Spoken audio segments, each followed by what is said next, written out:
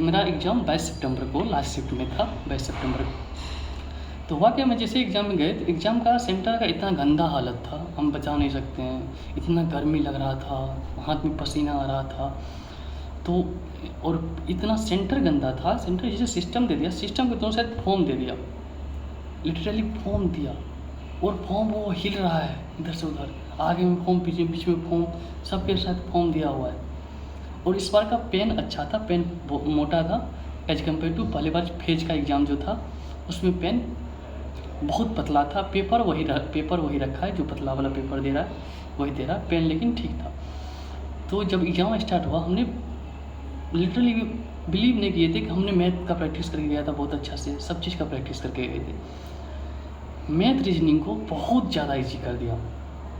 जो हमने 10 मिनट में रीजनिंग कर लिया और 15 मिनट में शायद 22 क्वेश्चन हमने कर लिया मैथ का। मेरे पास 35 मिनट के करीब बचा जब हम मैथ इंग्लिश पे शिफ्ट हुए।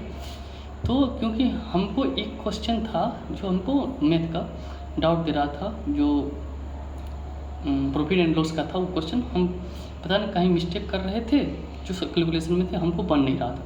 लेकिन हमको लग रहा था कि बन नहीं, हम जैसे क्लोज पढ़ रहे थे, क्लोज समझ में नहीं आ रहा था, इतना बड़ा बड़ा क्लोज था, कोई वर्ड का उसका पल्ला ही नहीं पड़ रहा था मेरे दिमाग में। तो हमने क्या किया, फिर उस क्वेश्चन पे गए, उसका फिर बनाने लगे, फिर नहीं आंसर आया, क्योंकि कैलकुलेशन में मैं बार बार उसी चीज़ को गलती कर रहा था। तब हमने क्वेश्चन बनाना इंग्लिश शुरू कर दिया क्लोज को छोड़ के। तो और सब बन रहा था क्वेश्चन, क्लोज इंग्लिश का क्वेश्चन और सब बन रहा था, बन गया। जो उसमें से 16-17 क्वेश्चन था जो ड्यूरेबल था, जो सब बना सकता।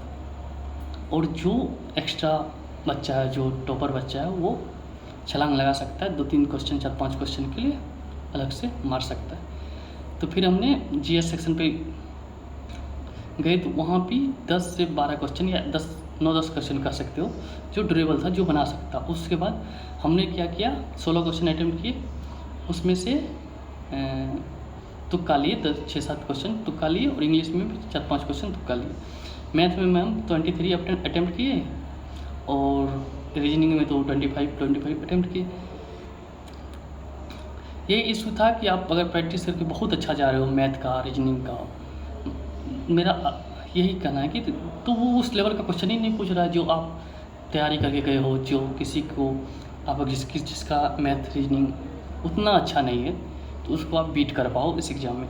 वो पूरा इजी कर रहा है, सब उतना ही बनाएगा। तो ये थोड़ा सा हमको लगता है कि एक अच्छा बच्चा के लिए डिफ़िकल्ट है, क्योंकि जो बहुत बच्चा मैथ का इसका तैयारी करके जाता है, हमने भी गया था बहुत अच्छा से। हमने उससे पहले, क्योंकि जब डेट बढ़ा था, तो हमने चैप्टर वाइज सब क्वेश्चन सॉल्व किए ताकि मैथ का क्वेश्चन नहीं छूटे। लेकिन एक छूट गया, एक प्रिज्म का क्वेश्चन या पिरामिड का क्वेश्चन दिया था, प्रिज्म का शायद प्रिज्म का क्वेश्चन था। तो वो डिफ़िकल्ट था, थोड़ा सा टाइम लगता, फिर भी वो बन जाता अगर दिमाग लगाते उस समय, तो बन जाता। उस समय तो क्योंकि प्रेशर रहता है, तो आपको दिमाग में काम कि क्या करे नहीं करे, तो हमने वो क्वेश्चन को छोड़ दिया, बाकी बात सब बना लिए। क्योंकि जो तुक्का लिए हम नहीं जानते, क्योंकि मेरे से होता है सब एग्ज़ाम में, आज तक जितना एग्ज़ाम दिए, एनटीपीसी में मेरा रिजल्ट हुआ, इसमें तो अच्छा स्कोर आया, 79 के करीब आया। तो मेरा एनटीपीसी का हो गया, CBT 1 हो गया, तो CBT 2 है। इसका तैयारी करेंगे अब, जो भी समय बचा है, 10-22 दिन बचा है, 20-22 दिन, तो इसका तैयारी कर रहे हैं। और बाकी बात जो मेंस का तैयारी है, वो अभी पोस्टपोन कर रहे हैं, क्योंकि आंसर किया जाएगा तो थोड़ा क्लियरिटी मिल जाता है कि आप किस लेवल पे जाएंगे। तो प्री उस बार तो मेंस दिए थे तो नहीं हो पाया, तो इस बार के देखते हैं क्या दिक्कत होता है तो ठीक है, मेंस का तैयारी करेंगे। उससे पहले आंसर की आने से पता चल जाएगा कि कितना आप स्कोर किए हो।